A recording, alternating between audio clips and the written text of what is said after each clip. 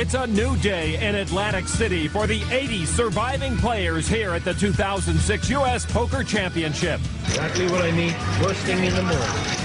With over $2.5 million at stake, the rewards are great, but the risks are even greater. Oh, you said you didn't have anything. You didn't have anything. It's a dash for the cash that only the strong will survive. I'm not betting 8,000 with nothing. Day 3 of the 2006 USPC begins right now.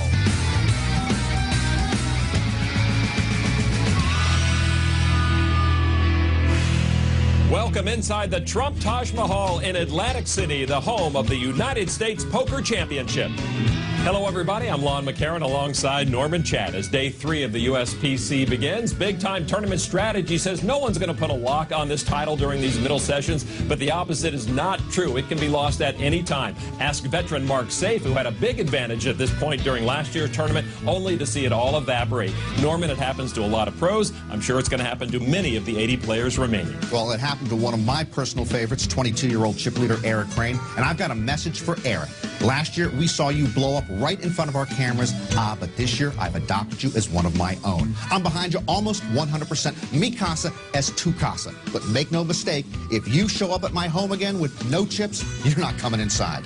And Eric Crane is one of the players seated at our arena table tonight. I'm Michael DiMichele from Connecticut. Eric Cajolet, Montreal, Canada. Merrick Crane from Murfreesboro, Illinois. Let's do it. My name is Joe Pelton. I'm from Newport Beach, California. Hi, this is Brandon Adams. I'm from Boston, Massachusetts. So Day 3 starts with a new roster at this Taj Arena featured table. Eric Crane is our tournament leader sitting here with us. 247,400 chips right now. Action starts at this table. On the right is Eric Panayotou. The Jack 10 of spades. He will limp in. Blinds at 400 and 800 with a 100 chip ante. In the white hat, Eric Cajolet, 10-8 of clubs. He'll join the party. Lon, I'll let you handle the names, and I'll just identify the players by headwear, eyewear, and body odor. King 3 for our chip leader, Eric Crane, but indeed he does fold. Action over to Joe Pelton. In the small blind, King 4 offsuit. Pelton won a WPT title earlier this year worth $1.6 million. He will make the call. Next in line is Brandon Adams in the striped shirt from the big blind. And he wants to raise it up with Jack 7, makes it 4,300 total. Well, we had a bunch of limpers, so Adams, holding rags there in the big blind, decides he's going to raise. Panayotou makes the call. Cajolet with 10-8 makes the call. Nobody going anywhere. Well, at least Pelton got out. And if he kept the receipt, maybe they'll give him his bet back. All right, 3 players to the flop. Panayotou with the advantage with the suited Jack 10. The flop now is Deuce Queen 9. Panayotou and Cajolet with straight draws. Panayotou's is better. Adams swung and missed. Looks like he's going to swing again. He does indeed. He's going to make it 7,000. Lon, Adams is aggressive, but I must tell you, it's hard to be effectively aggressive in a striped shirt, as you mentioned. Panayotou makes the call. Does Cajolet want to stick around? No, he gets out of the way. Well, Adams has it down to him in the better hand. Just where he wants him. So heads up going to the turn now. Turn card is a 5 of spades. That misses both. But maybe plays into Adams' still unfolding plan.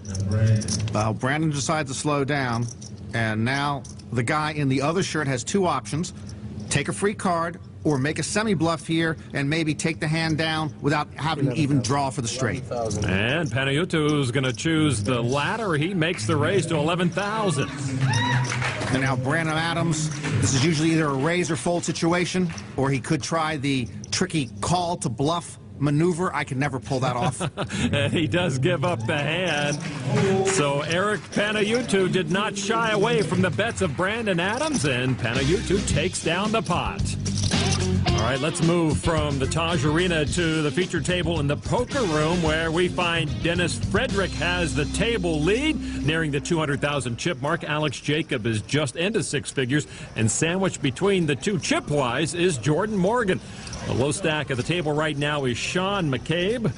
He's got 9,300 chips, and he will call the 800 chip big blind with Queen 10.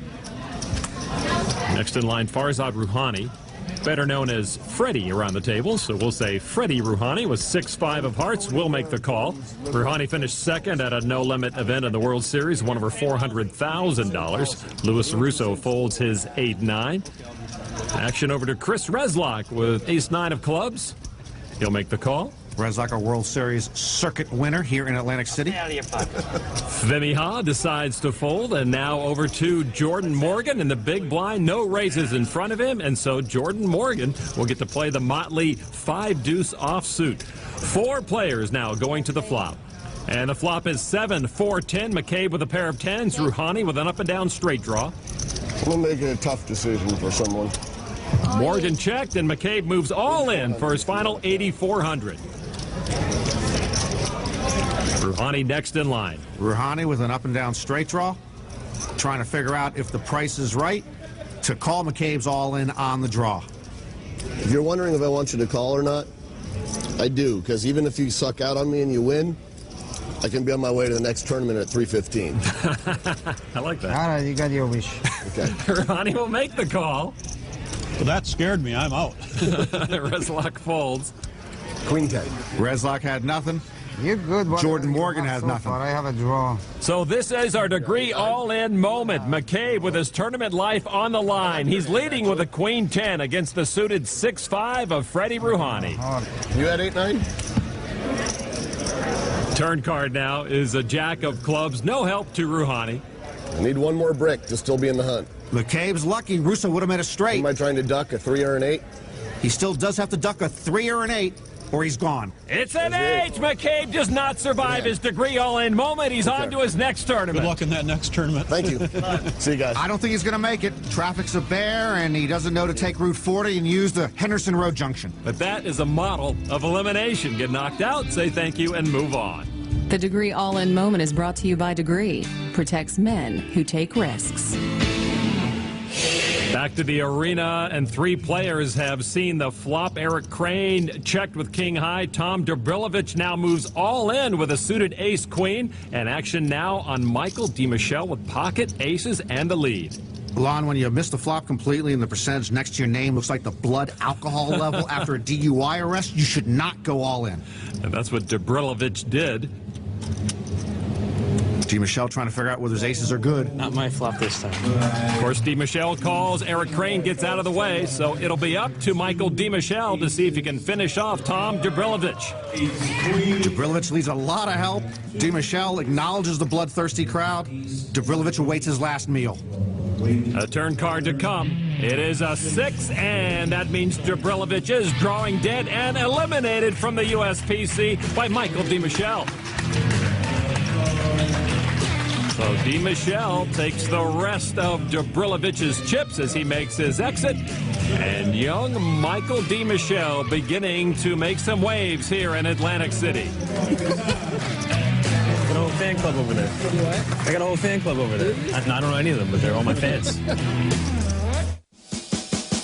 Welcome back to Atlantic City. Our host Donald Trump weighed in on business principles and how they relate to poker. Here now is our Trump power tip of the night. Over the years, I've learned a lot of things in business and in life. One of the things I like for myself is go with the gut. Some of my best decisions are made that way. But one of the things that I've also learned is some of the best deals I've made are deals I didn't make. I've seen deals go bad. If I would have made it, it wouldn't have made a difference. They would have been bad.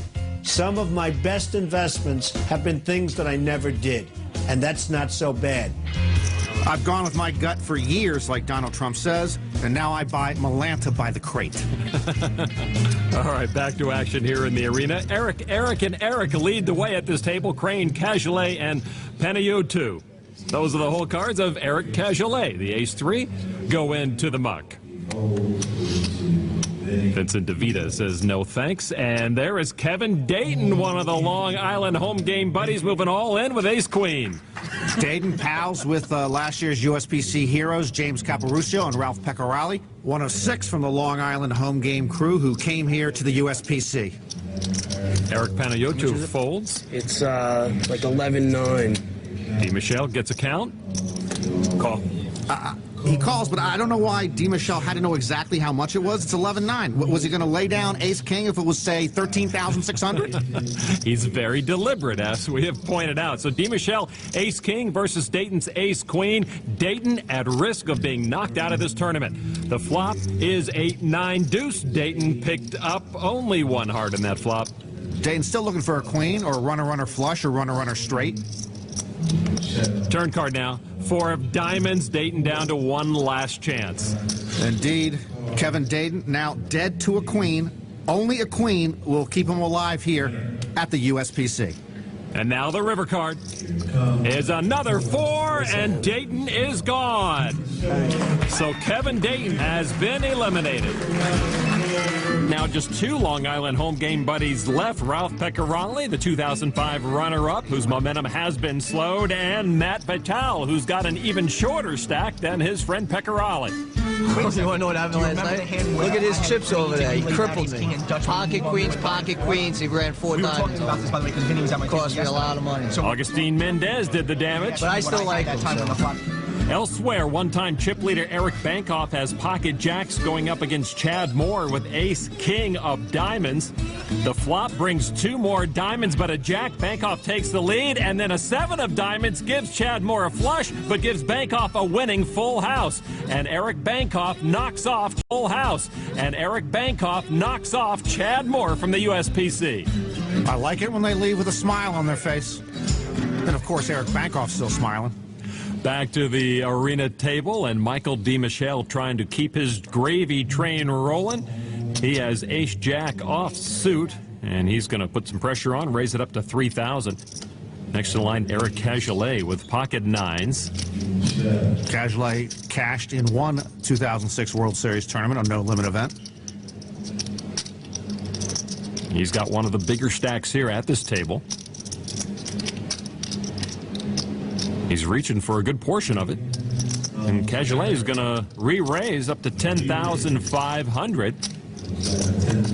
That gets Vincent DeVita and our chip leader Eric Crane out of the way. Back to DiMichele.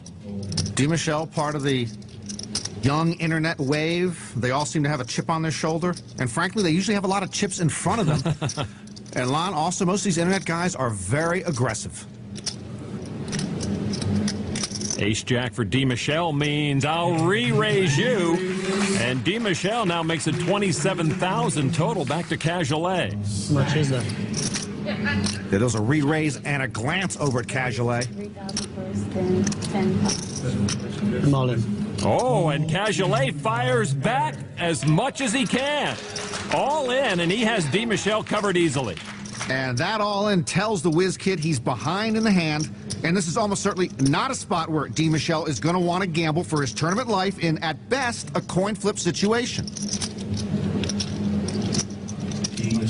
DiMichele gives it up. The pressure of Cajolet was too much to bear. Eric Cajolet now over 200,000 chips.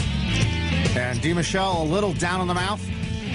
Frankly, I prefer him when he's waving enthusiastically to the fans and throwing flower petals to the feet of his crowd. You mentioned Cajolet cashed at this year's World Series. He actually finished 19th in a $5,000 no-limit event. He's now over 200,000 chips in 3rd place, passing that man, Dennis Frederick. You don't have no Goldsby on there, my man, do you? No Goldsby. Frederick talking to Louis Russo, who made a raise to 4,000 with Queen. Vimy Ha called that with Jack 10. And now with Ace-Jack, Frederick deciding whether or not to call, and indeed he folds. So 2 players going to the flop. Ha with his Jack 10 trailing big time the 2 queens of Vinny Russo. Now the flop. It is 3 ace deuce. Russo's queens are still best. Frederick would have paired his ace. Russo checked. And now Ha with nothing really. Ha's thinking, if Russo doesn't have an ace, I might as well act as if I do. And he does indeed, and bets 4,500 to Russo, who does not have an ace. Both these guys live in Brooklyn, but a lot of people live in Brooklyn. I guarantee you they never run into each other at the supermarket. Russo comes back over the top, a re-raise to 12,000. Let's see how committed Ha is now. Well, I don't know how Ha can do anything but fold here. Basically committed himself. He's talking about how Russo is now pot committed with his remaining chips. Ha took a stab at the pot. Already? Ha just wanted Russo to fold things up. Ha's the one who's got to fold things up. I can't do it. Ha will give it up. Oh, man, show me I made the right lay down. Show me I made the right lay down pre-flop. Let's see it on TV. Well, pre-flop, Frederick did make the right laydown. He would have caught up, though, and gone ahead. Ha got out just in time. Russo gets some much-needed currency. All your chips would have been in the pot if I was in that hand with you. Welcome back to the Trump Taj Mahal in the 2006 United States Poker Championship. Continuing action here at the featured table in the Taj Poker Room. Everyone chasing tournament chip leader Eric Crane, who's playing at the arena table right now. Freddie Rouhani, with a suited 6-5, says no thanks. Russo, who just won a pot, thinking about it. But he does fold, and there is Brett Ritchie. King-Jack offsuit. He makes a raise to 3,800. Ritchie finished in the top 10% of the 2006 Main Event World Series. 761st. Place? Yeah. Wow. Everyone folds around to Jordan Morgan. Morgan cashed 4 times at the 2006 World Series. He's got ace-king and makes the call. Alex Jacob folds now over to Dennis Frederick, one-time chip leader in this tournament. He gets out of the way, and to Gene Todd. I've always found it's hard to play a hand when someone is rubbing my back. It's so relaxing. Just 2 players, Morgan and Ritchie, to the flop. The flop is 7-9 deuce. Morgan with his ace-king still best. Ritchie is dominated, but he'll play first. He makes it 6,500. Ritchie doesn't look like he's going to be aggressive, but there he goes. Morgan, usually very aggressive, just makes the call. Ritchie also doesn't look like a rapper, but he is. 3 of hearts on the turn. No help to Ritchie. You're right about that, though. Well, Ritchie checked, and now Morgan might want to think about being aggressive right here. Nope, he'll just check, too. To the river we go. King of Diamonds hits both players, but Morgan gets the check mark with the best kicker. Ritchie checks. He hit what looked like his best possible card, but really it's his worst possible card. Jordan Morgan lining up his troops for an attack, and he's going to make it 12,500 to stay in the hand. Morgan hoping he can get paid off by Ritchie. And Ritchie will pay him off. And Morgan turns over the winning cards. I'm so lucky, Jordan. He is relaxed. Gene Todd serenading Jordan Morgan. The river is gonna get you. I don't think Billy Joel is too worried. So Jordan Morgan on the upswing after taking over 22,000 chips from Brett Ritchie. How do you do it, kid? Just ask, give me a king blow, please. Quite a bit of respect for this 22-year-old, though he comes from a city not known for its thriving poker scene. I'm from Norman, Oklahoma. I got my start in the private games around Oklahoma City. Then I moved to the internet. Played a lot of poker from Oklahoma, but the last year and a half I've been following the tournament circuit. I kind of play quiet at the table. I don't talk a lot. I let my chips do my talking for me. Morgan, an online monster, and this week his wife Casey and mother Phyllis are following his progress here at the USPC online. Action does fold around to Jordan Morgan, once again reaching for chips, and he's going to raise it up to 3,500 offsuit King-Jack. Next in line, Alex Jacob, 21-year-old Yale grad. And both these young players, Morgan and Jacob, know each other well from online. Pocket tens, he'll make the call. Frederick with pocket threes will make the call. Next in line, Gene Todd, as his massage continues. I'll tell you, Lon, that is a very aggressive massage in progress. Todd folds. Freddie Rouhani now. Rouhani thinking about it. Thinking about it, and he'll come in. I can see why he's thinking about it. 10-4 suited. Well, I guarantee you Rouhani doesn't play that 10-4 if he was getting massaged right now. 4 players to the flop. And the flop is deuce, ace, 6. The pocket tens of Alex Jacob are still the hand to beat. Rouhani got nothing, and he checks. Morgan got nothing. But he's going to bet. He makes it 8,000. It's hard to bet if you don't have an ace here, but not if you're Jordan Morgan, and he forces out the pocket tens. Next in line, Frederick. And Frederick will fold. And Rouhani, the last one to go. And so Jordan Morgan, with aggression, takes down another pot here in the Taj Poker Room.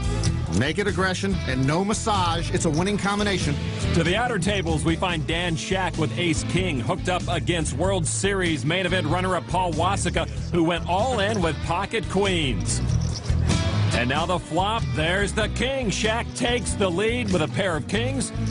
The turn card is another king, and Wasika has been knocked out. I had a dream I was going to take you out of this tournament, too, and that's why I said don't do it. The second I saw my hand, I seriously had a premonition. And it came to be as Shack eliminates Paul Wasika, who had a tremendous 2006. Elsewhere, we find Ralph Pecorali. He moved all in after the flop with pocket queens. Thought they were good, but J.J. Liu had a set of sevens. And suddenly, Pecorali was in deep trouble. The board did not help him. Good luck, everybody. And the 2005 runner-up has been knocked out. And that leaves just one Long Island home game buddy in the field. The ladies don't like me, I guess. I had a tough one on queens. Last night I got crushed right at the end there. Queens against queens, they caught a flush on me. And queens, you know, I thought I was pretty good on that with a flop of 7-3 too. So nothing more I can really do. So the second place finishers from the USPC and World Series of Poker are out and watching from the rail. Welcome back to Atlantic City in the 2006 United States Poker Championship. 3 Erics at this table still lead the way. That man, Eric Crane, is the tournament leader with over 224,000 chips. Cajolet and Panayotou coming up second and third at this table. And in the white hat from Montreal is Eric Cajolet. And he is going to make it 3,600 to go with Queen Jack off suit. And the chip leader, Eric Crane, with pocket eights. Eric Crane won a couple of 100,000 online this week, so it's a couple of 100,000 tournament chips to him. Is he blowing that for good luck? I think he might have. He made the call. Action moves around the table. Joe Pelton folds, as does Brandon Adams. The 2 top stacks at this table going head-to-head. Nobody wants to get in the middle. 10, deuce, ace. Pocket eights are still best for Crane. Cajolet has an inside straight draw. And he's lining up some chips. He just would like to try to win the pot right here. Cajolet makes it 7,000 to Crane. Crane sees 2 overcards on the board to his pocket eights. But he says raise. Yeah, this kid's got stones, Lon. I mean, that's a bad-looking flop for pocket eights, and he comes back over the top of Cajolet. 23 total. 23,000 total. I'm firing my current bodyguard and hiring Eric Crane. He's the man. I don't believe you, but take it. Cajolet was second best, so that's a good laydown. Hey, if you don't believe him, second best, so that's a good laydown. Hey, if you don't believe him, call him. Crane blew through a giant chip stack last year and finished just out of the money, but thinks he's learned from that experience. I've got so many chips right now that it's almost silly for me just to try and bully people, because, you know, if I pick up 3,000 chips here, that's not going to increase my stack by hardly anything. So I'm going to try my hardest to stay out of, you know, big confrontations with smaller stacks, because there's simply no reason for me to get involved in that point right now. Crane looks up the 2-time World Series bracelet winner Mark Safe. Safe's Achilles heel is bluffing off all his chips. Crane has the same problem. Stop emulating Mark Safe's game. It will be interesting to see how Crane handles the big stack this year after his self-made disaster of 05. Action on Michael DiMichele. And he's going to raise it up to 3,500 right now. The blinds are up to 500 and 1,000 and a 200 chip ante from each player. Vincent DeVita looking at ace-5, and there's good discipline. When you've got ace-rag, you should muck it, and I guarantee you live a happier, healthier life. Crane folded. Ishigi folded. Action over to Brandon Adams, and Brandon with King Queen of Hearts will make the call. So heads up, it'll be DiMichele's Ace Jack versus the King Queen of Adams. And our flop. 8, 9, ace, a pair of aces for DiMichele, and puts him firmly in control. Adams checks. Well, if he got really lucky, he'd end up with a royal flush. And DiMichele will slow play the aces right now. These are 2 hyper-aggressive players, very wary of each other. Neither one wants to let the other one out of his sights. Adams paired his queen, but he's still behind, and he checks again. That is a dangerous turn card for Adams. He might like his hand now. DiMichele likes his. That's worth 5,000. And Adams with an easy call. Yeah, small bet, and Adams probably thinks he's got the best hand. DiMichele in control as we go to the river. The river card is a deuce of clubs that misses Adams. DiMichele with a check mark. Adams checks again. And DiMichele's got to figure if I had the best hand on the turn, that deuce doesn't change anything. That's worth 8,000 on the river. Now, test for Adams. No, he's going to go right ahead and call. Without pause. And he'll hate that. His queens losing to the aces of Michael DiMichele. He thought DiMichele might have been on a play, but he wasn't. The aces are best. So Michael DiMichele pads his stack a little more. He's over 85,000 now. And look at him. What is he, Dean Martin? All right, from the arena table out to the main table in the Taj Poker Room, 5 players to the flop. Jordan Morgan and Brett Ritchie with suited ace-9. No pocket pair. Queen, 6 deuce, all clubs. Jordan Morgan with the nut flush. Morgan flops the joint. Russo, Ritchie, and Morgan all check. Dennis Frederick with a pair of queens bets 2,500. Freddie Rouhani folded his 10-6, and Russo makes the call with a pair of queens. If Morgan doesn't watch out, they're going to have to surgically remove his hand from his face. Morgan just makes the call after flopping the nuts. Russo with the queen, but the lesser kicker. The king on the turn means Morgan now has the other 2 drawing dead. Russo checked. I swear, I don't think Jordan can remove his left hand from his face at this point. He just needs the right hand to bet 4,500. And Frederick will go along with him. Russo's got the queens with a bad kicker, and he's got a bad flush draw. And he does the prudent thing. So heads up now. Morgan with the check mark, and Frederick going to the river. 8 of diamonds on the river. Jordan Morgan with that nut flush and the check mark, reaching for chips. How much can he get out of Frederick is what he is wondering. He's going to make it 25,000. And that is one more value bet from Jordan Morgan. And now, Dennis Frederick with the queens and a decent kicker. Trying to figure out what he can beat. You see, those 3 fingers are embedded into his cheek. You get lucky again? Well, you got lucky that you're still in the hand. You hit a card you needed? Yeah, about an hour ago on the flop. I don't know if you caught up again. Well, he couldn't have caught up because he was never behind. Frederick really thinks his queens are best. And Lon, it's my view that if you think better with your sunglasses off, then you should keep them off all the time. I think better when I'm fully dressed, so even when I take a shower, Lon, I don't take my clothes off. Thank goodness for that. We don't have to worry about that image in our brains. Well, he doesn't have the best hand. To Morgan's credit, he plays so creative, so aggressive, people can't put him on a hand. Nice bet right there. You just don't know what Jordan Morgan has at any point, which is why he's so dangerous. The key to no limit is to put your opponent to the test. I'm going to go away from this one. I think I had the best hand, but I'll get you back. Frederick gives it up, but he's not convinced that he had the worst hand. Here's a bluff I'd show. Show it. Yeah, flush. Show it. So Jordan Morgan takes a few chips off Frederick, and the rest of the table, he's over 183,000.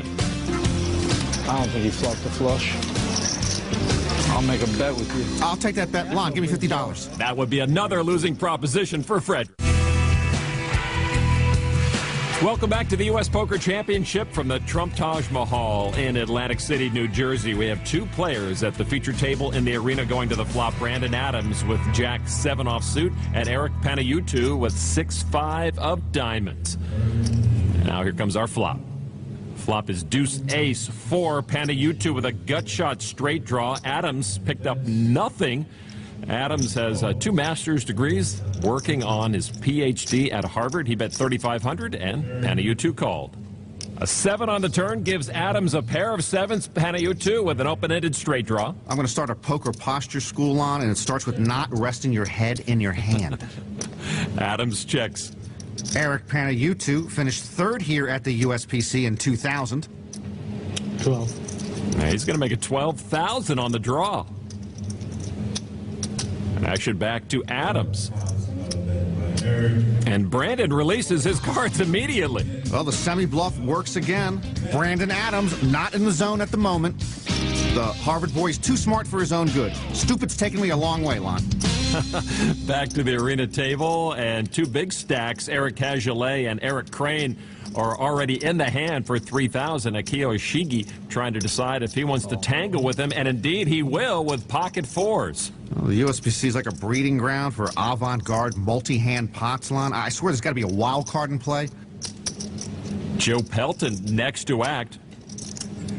Pelton on the button. He's reaching for a lot of chips. Good. 2 big stacks and Ishigi in already. Pelton says 18,000. Look what he's got. Yeah, 6-4. And there's 3 players in front of him. One had already raised. He's re-raising from the button with 6-4 offsuit. Wow.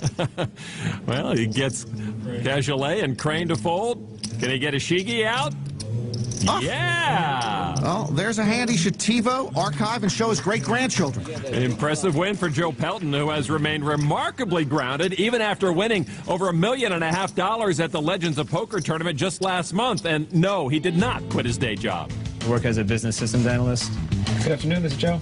After I won $1.5 million, I came back in the office the next morning, and a lot of people were surprised that I would come back in the next morning after that. They'd put a bunch of Monopoly money all around my cube. It was fun to come back and have everyone be excited, you know, that someone they knew had some success. Coming back to work again was good for me personally. It was good to have a focus again in my life. Playing poker every day as a job is a lot different than playing poker recreationally as a hobby and something that's fun. The first tournament I played in, that was over about $100 buy-in, and I actually made the money in that tournament. I sort of got a big ego because I played the money. You may play a tournament for 2 days and not make the money. Now you've wasted 2 days of your life, you got all the expenses of the tournament, all the travel expenses, and you didn't make any money. You want to give a dying man a break? It's always good to just have a job rather than being completely free to do whatever I need to do. Getting up to an alarm clock sucks, but at the same time, at least I'm up before noon every day and getting stuff done. Pelton tried playing professionally a couple of years ago, didn't like being on the road, didn't like the lifestyle. I guess he didn't like waking up after noon every day. Joe Pelton over 52,000 chips. Just thinking all the aces that are left are red. But... All right, let's move to the featured table in the Taj Poker Room. Louis Russo has moved all in with ace-10 suited. Chris Reslock called with pocket 10s. Pair of 10s. 2 relatively older gentlemen heads up. How did this happen? The flop is 5-9-9. No help to Russo. Survived that. 2 more cards. Make it interesting with at least a spade. Russo trying to survive the turn card now. 5 of diamonds. Reslock still looking good. No spade for Russo. He's down now to just the ace. An ace and an ace only, or Russo's USPC is over. The river card is a jack of diamonds. Louis Russo is eliminated. I was still waiting for number 4. Chris Reslock does the duty. Good luck in the next one. Good luck, everyone. Reslock becoming more and more a familiar face around here. Won a circuit event in Atlantic City. He owns a taxi business here, and now he's making waves at this year's USPC. I need a 5,000, right? Back in Atlantic City, Lon McCarron and Norman Chad bringing you coverage of the 2006 United States Poker Championship. The 2 top dogs at this feature table in the poker room, Dennis Frederick and that man, Jordan Morgan, just about 3,000 chips apart. Chris Reslock. 3,000 is the bet. Fresh off the knockoff of Louis Russo, raises to 3,000 with ace-4 offsuit. He's got the weak ace that I just don't like. Vimy Ha will give it up over to Jordan Morgan. Number 2 in the chip stack here, and he will fold. Alex Jacob in the big blind. 6-3. It would cost him 2,000 more to call. Calls at 3,000. Well, it's the weak ace versus the board big blind. Reslock with the advantage with that ace right now. And now the flop heads up. It is 5 king ace. Luck paired the ace. Jacob got nothing. He would be first to act, and he got not nothing, Lon. He got absolutely nothing. Except apparently a willingness to bet. And a very methodical 4,500 chip bet. Reslak, a little peppier. 7,500. Well, he raises 7,000 more. Sure. 7 o'clock. And Reslak wants to see if his aces are good right now. And this should be a lesson to all you 21-year-olds out there. When you're bored and restless, just go read a book. Otherwise, you get into trouble. Well, Jacob is not going anywhere quickly. Well, this is usually an automatic fold. I don't know what's on Alex Jacobs' mind right now. He already graduated from Yale. He doesn't have to worry about finals week coming up. Wow, he's got a lot of chips in his hand. 26,000. Wow. Back at you, Chris Reslak. 26,000. And actually, this is why the weak ace is tough to play. You might flop an ace, but if you're raised, you have to worry that the other guy has a better ace. You got a flush draw with your ace? Geez, Alex would love to have either an ace or a flush draw. He's got nothing. Now, Alex at least knows, Big kicker. by Reslak's intonation, that Reslak has the ace. You're right about that. Is that why Alex looks sick? Sure. He knows if he gets called here, he's dead to rights. Reslak gives it up. What a bet by Alex Jacob. What a play by Alex Jacobs. And that's why I don't have kids, Lon. They'd be smarter than me. So Reslak takes a small hit to his chip stack, but still over 100,000. I didn't hear what he said. I said I thought I might have had you for all of it on that one. To the outer tables and a couple of the Long Island home game buddies. Last year's champ James Caparuccio and Kevin Dayton are out but on the rail, and with a nice view of Genocide Jennifer Lee, who has a nice view of boyfriend Brandon Cantu as he gets knocked out. He limped in with pocket kings and was done in by a rivered straight from Shane Schlager. And there's Joe Seebach looking down on the mouth. Seebach moved all in with pocket fives against Sean Chaconas, who had pocket aces, and just like that, Joe Seebach is out the door. Boy, Joe Seebach blew through a lot of chips in a hurry. He was in great position. Back to the feature table in the Taj Arena, and our 3 Erics, the 3 top stacks, going to the flop. The flop is ace 8-5, Crane with a pair of aces, Cajolet an up and down straight draw. Cajolet checks. 5,000. Eric Crane. 5,000. Aggressiveness comes through, 5,000 chips. That's my boy. Panayotu folds. Action back to Cajolet. As you said, on the draw. And he will make the call as well.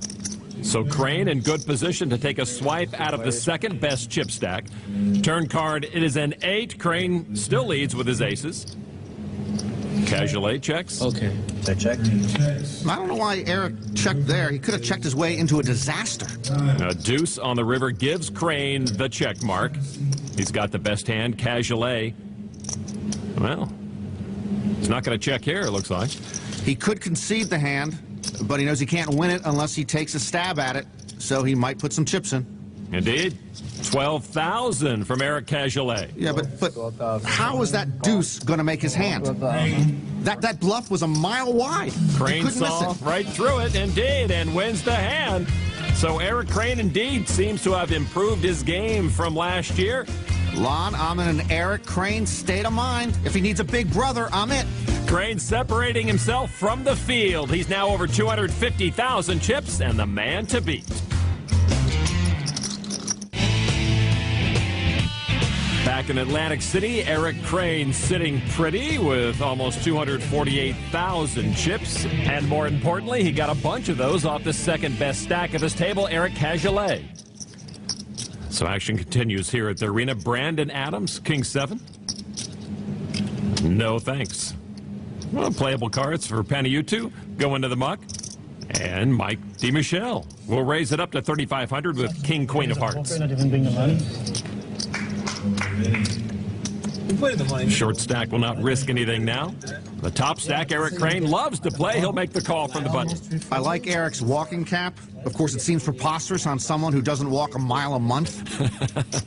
So Crane with his 8-6 going up against DiMichel's King Queen of Hearts. Heads up to the flop. The flop is deuce, 9, deuce. Not much there for either player.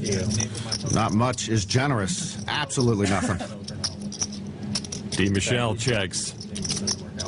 Crane checks as well. Turn card is a 5, and now a gut shot straight draw for Crane. Well, who wants this pot? Not DiMichel. Eric saying, all right, if you're going to hand me the pot, I will take it. Thank you very much. That's my boy. 5,000 to DiMichel. Michael looking at a lot of undercards on the board, but he's got to be worried about any pair that Crane might have. He's getting ready.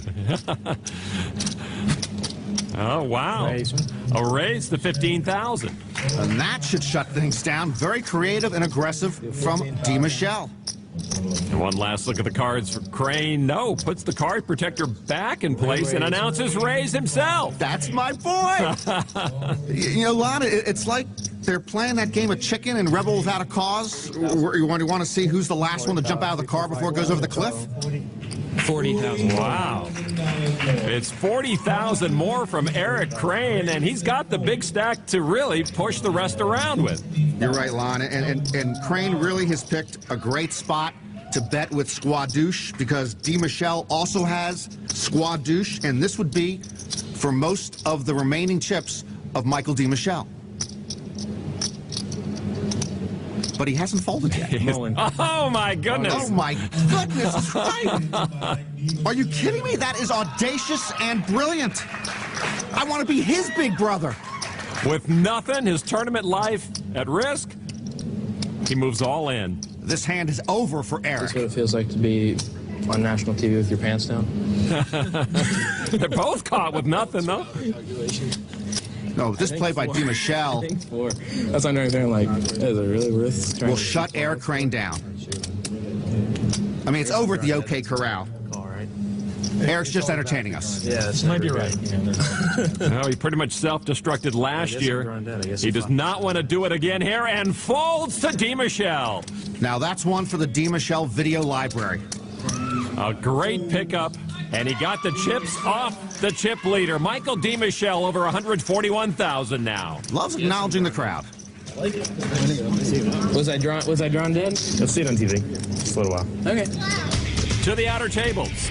Since I'm putting my jacket on. That is Stephen Faraka putting on his jacket. Ace King. He moved all in against that man, Eric Bankoff, who's deciding whether or not to make the call. I'm going to gamble. Bankoff makes the call with pocket tens. He's up against the queen 10 of Faraka. The flop with a queen, and Faraka takes the lead. Bankoff needs the last 10 in the deck. He doesn't get it. And Faraka doubles up. That was a good read, but what happened there? Take my jacket off. Faraka shouldn't take that jacket off. That's a pretty bright shirt. I turned my tens and being re-raised. You know. So Bankoff, once hovering around the 200,000 chip mark, takes a big hit from Stephen Faraka. I read the hand right. Cards just didn't come right. That's poker. What? That's poker, Norman. That's poker, my friend. You know I raised an early position, right? Oh, you just... Oh, yeah, you 3-4 suited. Oh, okay. You did fold the best end. You know you're folding for the last 21. 8 high takes down the 150K. Yeah, I know, isn't that bad? At the arena table, Crane and DiMichel still working out that last big hand between the two. And I'm still hyperventilating over that nuclear bluff fest. And what a read by DiMichel. Joe Pelton is in the hand with ace king, raised it up to 3,000. Casually gets out of the way. Action on Vincent DeVita. Pocket kings for DeVita. Just what he was looking for. He's been running low all day. Raise. And he's going to re-raise it. Makes it 11,000 to play. Dan Shack, who has joined this table, looks at queen, a 9 suited, with a raise and a re-raise in front, and those cards go into the muck. Oh, I'm sorry. And Pelton moves all in. Wow. And a quick call from Vincent DeVita. No bluff fest here, just two big pre-flop hands. Pelton ace-king against the king-king of DeVita. These two go heads up to the flop. And now the flop is queen, 9-10. DeVita's kings hold up. Both get straight draws. A jack gives each of them a straight, but Pelton would have the higher straight and knock out DeVita. DeVita's tournament life on the line with the advantage going to the turn. It's a deuce on the turn. Pelton now with a diamond flush draw. Yeah, a lot of ways for him to knock out DeVita. As I said, they both make a straight with a jack. Pelton would have Broadway. So Pelton can knock out DeVita with an ace, jack, or any diamond. And it's a 7 of clubs, and DeVita will take the pot from Pelton. And Vincent DeVita now over 52,000 chips. A nice run for the former short stack. At the outer table, Devin Miller bets big against Mike Santoro. You hit a set of deuces? Jesus. That is sick. Santoro's got the big stack if he wants to take him on. With a flop of ace, deuce 5, does he want to move?